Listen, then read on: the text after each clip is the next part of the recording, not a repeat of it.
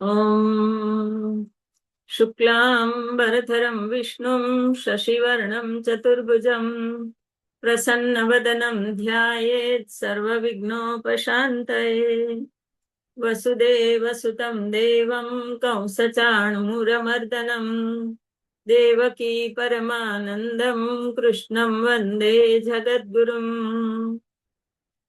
वंशी विभूषितकरान्नवनीरदाभात् पीताम्बरेण बिम्बफलाधरोष्ठात् पूर्णेन्दुसुन्दरमुखादरविन्दनेत्रात् कृष्णात् परं किमपि तत्त्वमहं न जाने। सच्चिदानन्दरूपाय विश्वोत्पत्त्यादिहेतवे तापत्रयविनाशाय श्रीकृष्णाय वयं नमः। शान्ताकारं भुजगशयनं पद्मनाभं सुरेशं विश्वाधारं गगनसदृशं मेघवर्णं शुभांगं लक्ष्मीकान्तं कमलनयनं योगिभिर्ध्यानगम्यं वन्दे विष्णुं भवभयहरं सर्वलोकैकनाथम्। જય હાટકેશ, જય અંબા, જય શ્રી કૃષ્ણ બધાને. પુરુષોત્તમ માસ અંતર્ગત વિષ્ણુ સહસ્ત્ર નામ સ્તોત્રના અર્થના વિવેચનની વિડીયોની શૃંખલામાં આપ સૌનું સ્વાગત છે. બે વિડીયોની અંદર આપણે 10 શ્લોક સુધીનું વિવેચન કર્યું છે. આજના વિડીયોમાં આપણે શ્લોક 11 થી શરૂ કરીને બને તો 20 શ્લોક સુધી કરવાનો પ્રયત્ન કરશું. પુરુષોત્તમ માસમાં વિષ્ણુ ભગવાનનું સ્તવન અને આરાધન એ ખૂબ જ અગત્યનું છે, ખૂબ જ લાભકારક છે. પુરુષોત્તમ ભગવાન, પૂર્ણ પુરુષોત્તમ વિષ્ણુ ભગવાને મલ માસ, અધિક માસ ને પોતાના માસ તરીકે સ્વીકાર્યો છે અને એનું ચિંતન અને મનન એ આ માસમાં ખૂબ જ ઉપયોગી છે. એટલે આપણે આ કાર્ય કરી રહ્યા છીએ. તો 11મો શ્લોક લઈએ. અજઃ સર્વેશ્વરઃ સિદ્ધ સિદ્ધિ સર્વાદિરચ્યુત વૃષા કપીરમેયાત્મા સર્વયોગ વિનિસૃતઃ. અજઃ, અજન્મા, જન્મરહિત એટલે અજ કીધા છે ભગવાનને. આમ અવતાર લેતે સમય ભગવાન અલગ અલગ સ્વરૂપે જન્મ લે છે, પણ મૂળ જે એનું તત્વ છે, બ્રહ્મ તત્વ, એ અજ અને અનાદિ છે, જન્મ રહિત છે. ત્યાર પછી સર્વેશ્વર, સર્વના સ્વામી, સિદ્ધ, સંપૂર્ણ હોવાથી સર્વ રીતે સિદ્ધ, કૃતાર્થ, સિદ્ધિ, સમગ્ર સિદ્ધિ સ્વરૂપ, જ્ઞાનની અને કર્મની સિદ્ધિના મૂર્તિમંત સ્વરૂપ. પછી સર્વાદિ, સર્વ પ્રાણીઓના તથા પદાર્થોના આદિ કારણ સ્વરૂપ.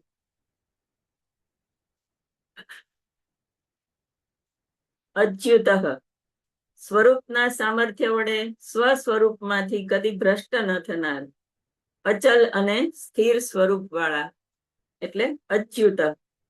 અચ્યુત નામ જે છે એ વિષ્ણુ ભગવાન માટે ખૂબ અગત્યનું મનાય છે. અચ્યુત, અનંત અને ગોવિંદ એ 3 નામ એ આખા સહસ્ર નામમાંથી ચૂંટીને કાઢેલા વ્યવસ્થિત વિશિષ્ટ નામ તરીકે ગણાય છે. અને એ 3 નામનો જ માત્ર તમે પાઠ કરો, અચ્યુતાનંદ ગોવિંદ નામોચ્ચારણ ભેષજાત નશ્યંતી શકલા રોગા, એવી રીતે શ્લોક આવે છે. એટલે અચ્યુત નામ છે એ ખાસ મુખ્ય છે. સ્વ સ્વરૂપના સામર્થ્ય વડે સ્વ સ્વરૂપમાંથી કદી ભ્રષ્ટ ન થનાર. વૃષા કપિહી, સદ્ધર્મનું રક્ષણ કરનાર. અમેયાત્મા, અમાપ સ્વરૂપ વાળા. અમેય, જેને માપી ન શકાય એવા. આપણે જે શ્લોકનું વિવેચન ચાલતું હોય એને થોડોક જો મોટો કરી શકાય તો એવી રીતે કરશો તો વધારે સારું રહેશે.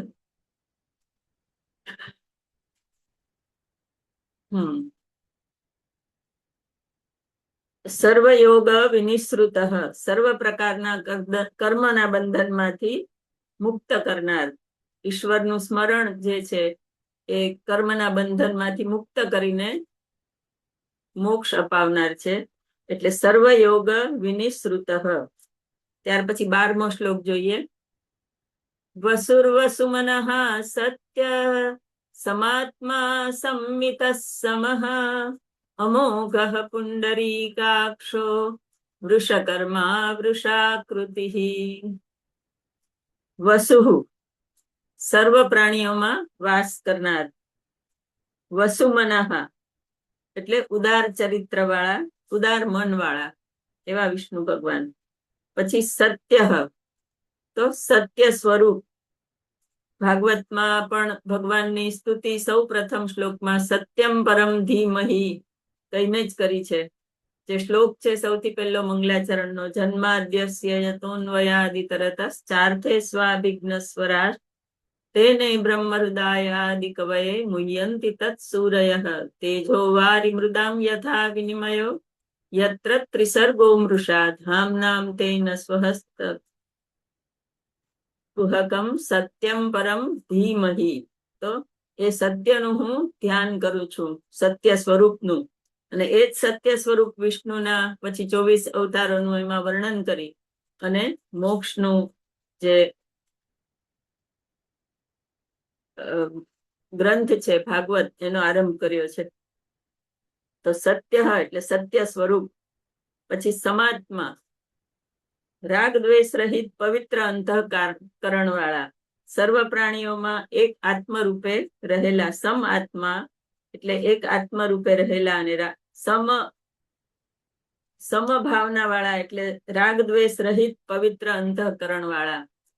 ગીતામાં પણ ભગવાને કીધું છે સમત્વમ યોગ ઉચ્યતે, એટલે પોતાના યોગેશ્વર સ્વરૂપનું એમ વર્ણન કરે છે. સમાત્મા રાગ દ્વેષ રહિત અંતઃકરણ વાળા. પછી અસંમિત, કોઈ પણ સાધનથી માપી ન શકાય, સીમિત ન કરી શકાય એવા. આવા અનેક નામો આવશે કે જે ભગવાનને અમેય આત્મા એટલે અમાપ સ્વરૂપ વાળા, અસંમિત એટલે કોઈ પણ સાધનથી સીમિત ન કરી શકાય એવા. સમહ સર્વકાલમાં સર્વ પ્રકારે નિર્વિકાર રહેનારા. અને સમહ એટલે સાથે રહેનારામાં લક્ષ્મી સાથે રહેનારા એવો પણ અર્થ આપેલો છે. પછી અમોઘ પોતાની સ્તુતિ પૂજા કરનાર ભક્તોને અવશ્ય ફળ આપનારા. અમોઘ. પુંડરીકાક્ષ કમળ જેવા નેત્રો વાળા. વૃષકર્મા લોકહિતાર્થે કર્મ કરનાર. ગીતામાં ભગવાને કીધું છે કે નમે પાર્થાસ્તિ કર્તવ્યમ ત્રિષુ લોકેશી કિંચન, પણ હું છતાં પણ બધા જ કર્મો કરું છું કારણ કે લોકના હિત માટે કરું છું. વૃષાકૃતિ સદ્ધર્મના સ્થાપન માટે શરીર ધારણ કરનાર.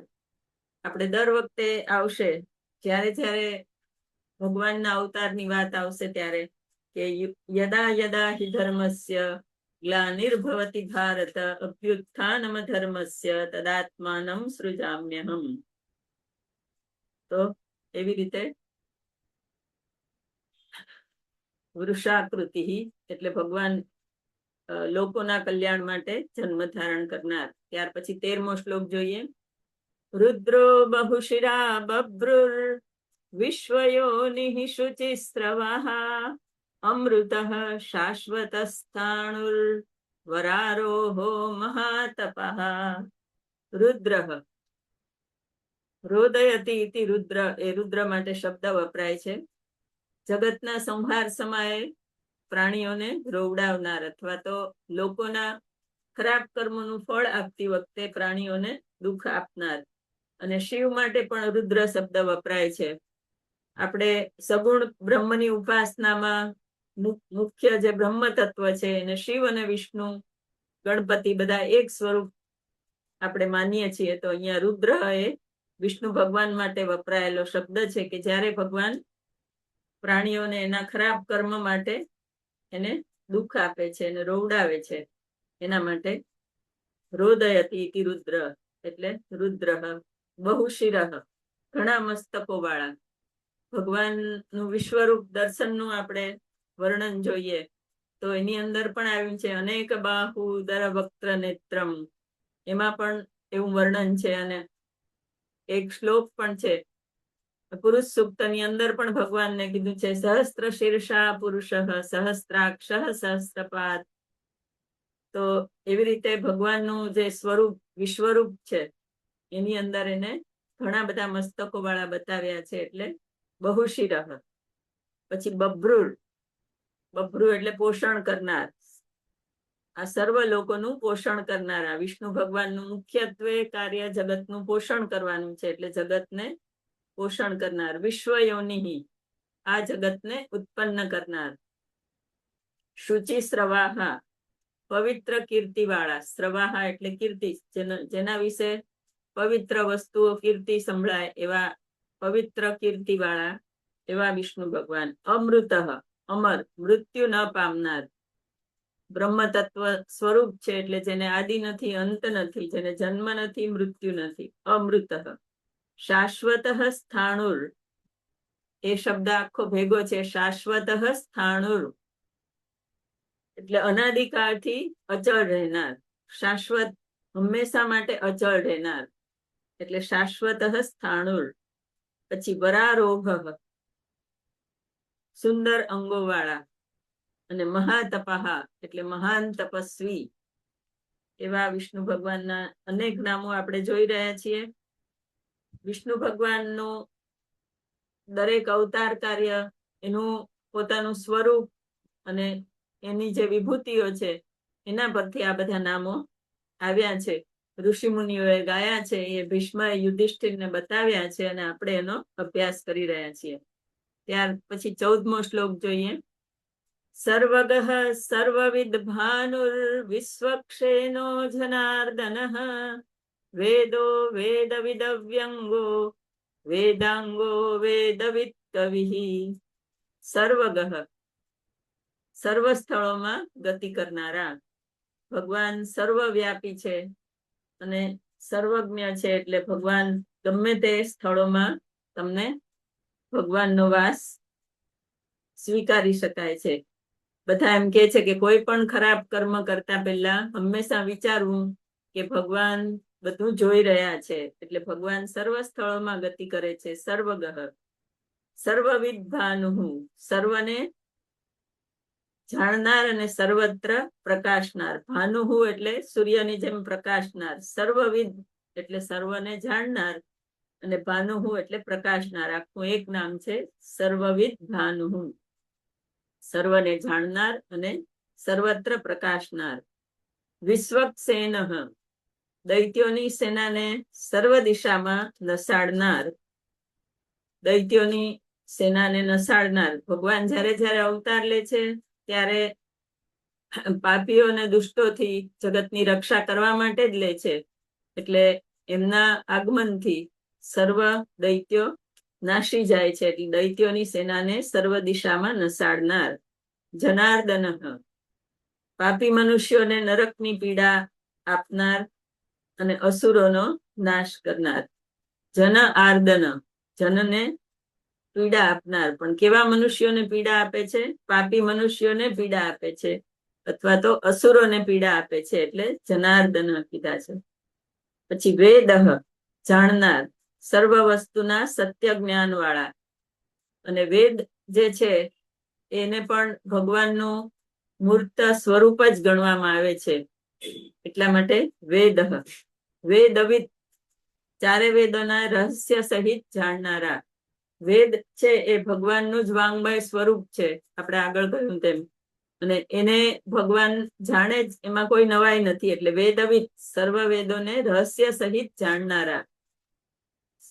ઈશ્વરે સૃષ્ટિની ઉત્પત્તિ કરી અને ત્યાર પછી સૃષ્ટિમાં રહેનારા લોકોએ કેવી રીતનું જીવન જીવવું અને કેવો વ્યવહાર કરવો, એના માટે ભગવાને વેદોની રચના કરી. એટલા માટે ચાર વેદોને રહસ્ય સહિત જાણનારા. વેદવિદ અવ્યંગ,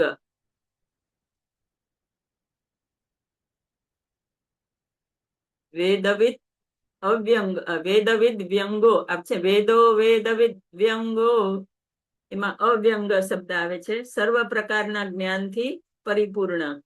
વેદાંગ, વેદાદિક જેમના અંગો છે તે, અથવા વેદના જે અંગો, વેદાંત જેની અંદર ઉપનિષદ, શ્રુતિ, પુરાણ એ બધું આવી જાય. અને એને જે જાણે છે એવા વેદના અંગ સ્વરૂપ. વેદવિદ એટલે વેદના વિચારવાળા. કવિ, સર્વ વસ્તુને હાથમાં રાખેલા આંબળાની પેઠે જાણનાર. કવિ એટલે જાણનાર, પણ કેવી રીતે કે એના માટે બ્રહ્મની વ્યાખ્યા આંબળાની સાથે આપેલી છે. અને જયારે બ્રહ્મ જ્ઞાન થાય ત્યારે એને એમ કહેવામાં આવે છે કે હસ્તા મલકવત, હાથમાં આંબળું છે એ તમને દેખાય છે કે આંબળું છે. એવી રીતે જેમને બ્રહ્મ જ્ઞાન થઈ જાય છે એને પણ સમજ આવે છે કે આ બ્રહ્મ છે અને આ એનું સ્વરૂપ છે. તો વિષ્ણુ ભગવાન ખુદ જ બ્રહ્મ સ્વરૂપ છે. એટલે એને કવિ, સર્વ વસ્તુને હાથમાં રાખેલા આંબળાની પેઠે જાણનાર. ત્યાર પછી 15મો શ્લોક જોઈએ. લોકાધ્યક્ષ સુરાધ્યક્ષો ધર્માધ્યક્ષ કૃતાકૃત ચતુરાત્મા ચતુર્વ્યુહસ ચતુર્દ્રષ્ટશ્ચતુર્ભુજ. એટલી સરસ રીતે શ્લોકોની રચના કરી છે કે એક સરખા શબ્દો અને અલગ અલગ અર્થ સાથે બતાવીને અહીંયા મૂકેલા છે. ભીષ્મએ તો યુધિષ્ઠિરને બધા નામો કયા અને યુધિષ્ઠિરે સાંભળ્યા, પણ એને આપણા સુધી મૂકવા માટે વેદવ્યાસજીએ જે રચના કરી છે શ્લોકોની એ ખૂબ જ અદ્ભુત છે. અને આપણે જયારે પઠન કરીએ ત્યારે એની સુંદરતા આપણે માણી શકીએ છીએ.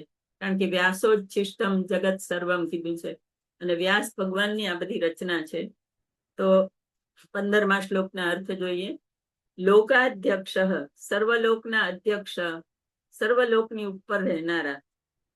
પછી સુરાધ્યક્ષ, સમસ્ત લોકોના તો અધ્યક્ષ છે જ વિશ્વસના, પણ દેવતાઓના પણ અધ્યક્ષ અને અધિષ્ઠાતા છે વિષ્ણુ ભગવાન. દેવોને જ્યારે પણ ભીડ પડે ત્યારે સૌથી પહેલા તે વિષ્ણુ ભગવાન પાસે દોડી જાય છે. એટલા માટે દેવતાઓના પણ અધ્યક્ષ અને અધિષ્ઠાતા. પછી ધર્માધ્યક્ષ, સર્વ ધર્મના પણ અધ્યક્ષ. કૃતાકૃત, કાર્યરૂપ અને કારણરૂપ. કૃત એટલે બધું જ કરનાર અને અકૃત એટલે જેને કઈ જ નથી કરવાની જરૂર એવા. એટલે કૃત અકૃત અને કૃતાકૃત, કાર્યરૂપ કારણરૂપ. અને બીજો અર્થ એવો છે કે બધું જ કરનાર, અને અકૃત એટલે જેને કઈ કરવાની જરૂર નથી તે. ત્યાર પછી છે ચતુરાત્મા, 4 પ્રકારની વિભૂતિ સ્વરૂપ. ઉત્પત્તિ કરનાર બ્રહ્મા, સ્થિતિ સમયમાં દક્ષાદિ પ્રજાપતિ રૂપ. ત્રીજું સ્વરૂપ છે કાલ, મહાકાલ સ્વરૂપ. અને ચોથું સ્વરૂપ છે સર્વ પ્રાણીઓ સ્વરૂપ. બીજી રીતે જોઈ શકાય કે અંતઃકરણની જે 4 અવસ્થા છે, જાગૃત, સુષુપ્તિ, સ્વપ્ન, સમાધિ, એ 4 અવસ્થા અને એનાથી પણ પર તુરીય અવસ્થા, એટલે ચતુરાત્મા ભગવાનને કીધા છે. ત્યાર પછી ચતુર્વ્યુહ, 4 પ્રકારના વ્યુહની વિભૂતિ વાળા. જે વ્યુહ હોય છે એ વ્યુહના બધા નામ છે શ્રુતિમાં આપેલા. વાસુદેવ, સંકર્ષણ, પ્રદ્યુમ્ન અને અનિરુદ્ધ, એ 4 જે છે એ વ્યુહની વિભૂતિઓ છે અને એ વિષ્ણુ ભગવાન સ્વરૂપ છે. ત્યાર પછી ચતુર્દ્રષ્ટ, 4 પ્રકારની દાઢો વાળા. એ દાઢને પણ નામ આપ્યા છે. નામ, આખ્યાત, ઉપસર્ગ અને નિપાત, એ બધા દાઢોના નામ છે. અને વિશ્વરૂપ દર્શનની અંદર તો ભગવાનનું સ્વરૂપ આપ્યું છે. એમાં કીધું છે દ્રષ્ટા કરાલાની ચતે મુખાની. તો એની અંદર પણ દાઢોનું વર્ણન છે અને દાઢની અંદર બધા કૌરવોને ફસાયેલા બતાડ્યા છે, એવું બધું પણ વર્ણન છે. એટલે 4 પ્રકારની દાઢો વાળા. ત્યાર પછી નામ છે ચતુર્ભુજ, 4 ભુજાઓ વાળા. આપણે વિષ્ણુ ભગવાનના ચતુર્ભુજ સ્વરૂપને જ હંમેશા યાદ કરી અને એનું ધ્યાન કરીએ છીએ. અને આપણે અહીંયા આજે પણ મેં મારા આમાં પાછળ ફોટો મૂક્યો છે, એ ચતુર્ભુજ સ્વરૂપનો જ છે. એ મુખ્ય જે વિષ્ણુ ભગવાનનું શંખ, ચક્ર, ગદા અને પદ્મ ધારણ કરેલું સ્વરૂપ છે, ચતુર્ભુજ સ્વરૂપ છે. ત્યાર પછી 16મો શ્લોક જોઈએ. ભ્રાજિષ્ણુ ભોજનમ ભોક્તા સહિષ્ણુર્જગદાદિજઃ અનઘો વિજયો જેતા વિશ્વયોનિ પુનર્વસુઃ. ભ્રાજિષ્ણુ એટલે પ્રકાશવાળા, ભોજનમ માયારૂપ વા દ્રશ્યરૂપ અને વૈભવ રૂપ, પછી ભોગતા એટલે સુખ દુઃખ ને ભોગવનાર જીવરૂપ. દરેક સ્વરૂપ ની અંદર વિષ્ણુ ભગવાનને બતાવ્યા છે. સહિષ્ણુ હિરણ્યકશિપુ આદિ અસુરોના બળને સહન કરનારા અને ક્ષમા આપવા વાળા. અસુરોનો નાશ કરીને પછી એને પોતાની જ ગતિ આપે છે, એટલા માટે ક્ષમા વાળા. પછી જગદાદિજઃ જગતના આદિ પુરુષ બ્રહ્માને ઉત્પન્ન કરનાર. જગદાદિજઃ જગતના આદિ પુરુષ બ્રહ્માને ઉત્પન્ન કરનાર. નાભીમાંથી કમળ અને કમળમાં બ્રહ્મા, અને પછી સૃષ્ટિની રચના બ્રહ્મા દ્વારા કરી, એટલે સૃષ્ટિની રચના કરનાર બ્રહ્માને ઉત્પન્ન કરનાર. જગદાદિજઃ અનઘ સર્વ દોષથી અને પાપથી રહિત. અઘ એટલે પાપ અને અનઘ એટલે પાપ રહિત. વિજય જ્ઞાન અને વૈરાગ્યથી જગતનો વિજય કરનારા. ગીતાની અંદર સંજય છેલ્લે કહી દે છે, યુદ્ધ થયા પહેલા જ એને આગાહી કરી દીધી છે કે યત્ર યોગેશ્વર કૃષ્ણ યત્ર પાર્થો ધનુર્ધર તત્ર શ્રીર વિજયો ભૂતિર ધ્રુવા નીતિર મતિર્મમ. એટલે જેતા જીતનાર. વિજય એટલે જ્ઞાન વૈરાગ્યથી જગતનો વિજય કરનાર. અને જેતા બીજો શબ્દ પણ આવ્યો, જેતા એટલે જીતનાર, એટલે આંતર શત્રુઓ પર વિજય મેળવનાર. વિશ્વયોનિ વિશ્વની ઉત્પત્તિના કારણરૂપ. પુનર્વસુ શરીરમાં વારંવાર આત્મા રૂપે વાસ કરનાર. શરીર વારંવાર જન્મ લે અને વારંવાર મૃત્યુ પામે, અને દરેક વખતે ભગવાન એમાં પોતાનો વાસ કરે, એટલે પુનર્વસુ. ત્યાર પછી 17મો શ્લોક જોઈએ. ઉપેન્દ્રો વામનઃ પ્રાંશુરમોઘ શુચિરુર્જિતઃ અતિન્દ્રઃ સંગ્રહ સર્ગો ધૃતાત્મા નિયમો યમઃ. ઉપેન્દ્ર એટલે ઇન્દ્રના નાના ભાઈ. ઉપ ઇન્દ્ર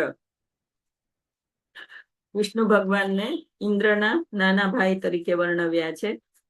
વામનઃ દેવોના કામ માટે વામન અવતાર ધારણ કરનાર. પ્રાંશુ 3 પગલા પૃથ્વી ભરતી વેળા બહુ ઊંચા થયેલા. પ્રાંશુ એટલે ઊંચા થયેલા, એકદમ ઊંચાઈ વાળા. તો ક્યારે ઊંચા થયા ભગવાન? ક્યારે એમણે પોતાનું વિરાટ સ્વરૂપ બતાડ્યું? કે દેવોના કામ માટે વામન અવતાર ધારણ કરનાર, અને એમાં 3 પગલા પૃથ્વીના ભરવાના હતા, ત્યારે ખૂબ એમણે વિશાળ સ્વરૂપ કરીને આખા બ્રહ્માંડને માપી લીધું હતું. પછી અમોઘ સર્વને તેના કર્મ અનુસાર ફળ આપનારા. શુચિ સ્વયં પવિત્ર અને સ્તુતિ કરનારને પવિત્ર કરનાર. ઉર્જિત મહાબળવાળા. ઉર્જા એટલે શક્તિ, અને ઉર્જિત એટલે શક્તિમાન. મહાબળવાળા એવા વિષ્ણુ ભગવાન. ત્યાર પછી અતિન્દ્ર ઇન્દ્ર કરતા અધિક પોતાના જ્ઞાન અને ઐશ્વર્યાદિ ગુણો વડે ઇન્દ્રનો પણ પરાજય કરનાર, અને ઇન્દ્રથી વિશેષ એવા વિષ્ણુ ભગવાન. સંગ્રહ સંહાર કાલે સર્વ પદાર્થોનો નાશ કરનાર. સર્ગ ઉત્પત્તિ કાલે સર્વને ઉત્પન્ન કરનાર. ધૃતાત્મા સ્વરૂપને ધારણ કરનાર. ધૃત એટલે ધારણ કરનાર, અને સ્વરૂપને ધારણ કરનાર, અંતઃકરણને વશમાં રાખનાર. ધૃત એટલે ધારણ કરવું, વશ કરવું, તો શેને વશ કરે છે? તો આત્માને વશ કરે છે, અંતઃકરણને વશ કરે છે, એટલે ધૃતાત્મા. પછી નિયમ, પ્રજાને પોતાના અધિકાર અને નિયમ પર સ્થાપનાર. યમ, સર્વ પ્રાણીઓને પોતાનામાં લય કરનાર અને નિયમમાં રાખનાર યમરૂપ. યમ જે છે એ નિયમના દેવતા છે. યમ અને નિયમ એ શબ્દો સાથે આવે છે, એટલા માટે નિયમ અને યમ. જ્યારે વેદનો અભ્યાસ કરો ત્યારે એના અષ્ટાંગમાં પણ યમ અને નિયમ શબ્દ આવતા હોય છે.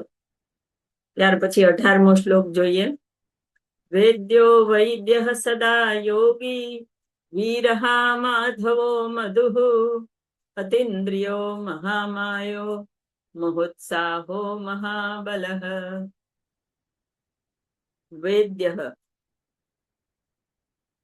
મુમુક્ષુઓને જાણવા યોગ્ય. વેદ્ય એટલે જાણવા યોગ્ય.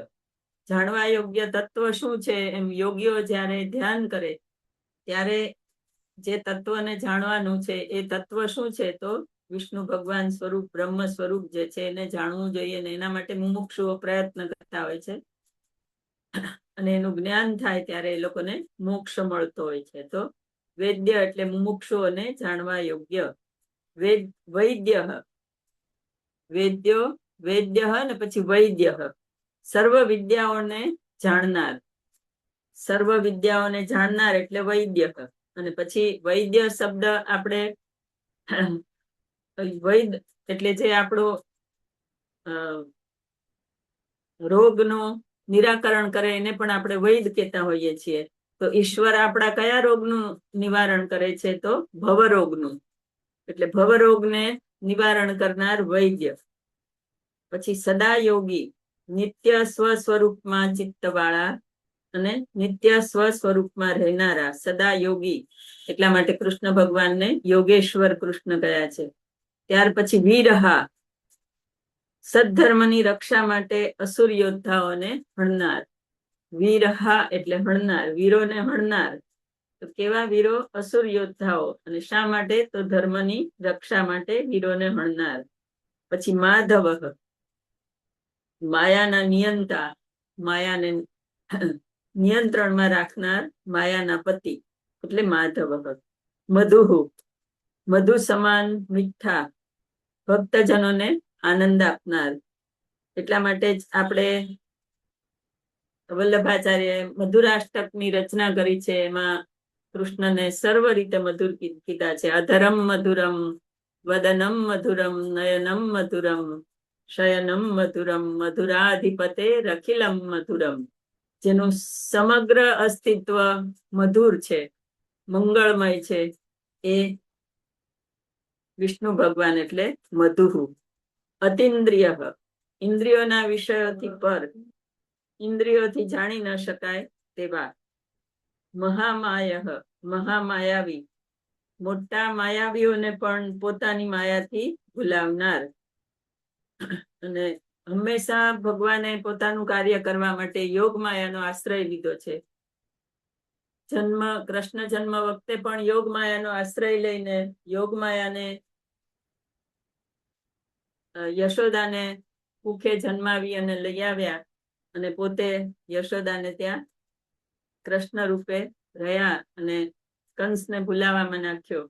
તો એ રીતે દરેક પ્રકારે મહામાયાવી અને મોટા માયાવીઓને પણ માયાથી ભૂલાવનાર છે. ગીતામાં પણ ભગવાને સતત માયાની વાત કરી છે કે દૈવી એશા ગુણમયી મમ માયા દુરત્યયા. મારી જે માયા છે એને તરવી બહુ મુશ્કેલ છે, એટલે મહામાય. ત્યાર પછી મહોત્સાહો, જગતની ઉત્પત્તિ, સ્થિતિ અને લયમાં મહા ઉત્સાહ વાળા. દરેક પ્રકારનું કાર્ય ઉત્સાહપૂર્વક કરનારા એવા વિષ્ણુ ભગવાન. મહાબલઃ, બળવાનોના પણ બળ સ્વરૂપ એવા મહાબળવાળા વિષ્ણુ ભગવાન. ત્યાર પછી 19મો શ્લોક જોઈએ.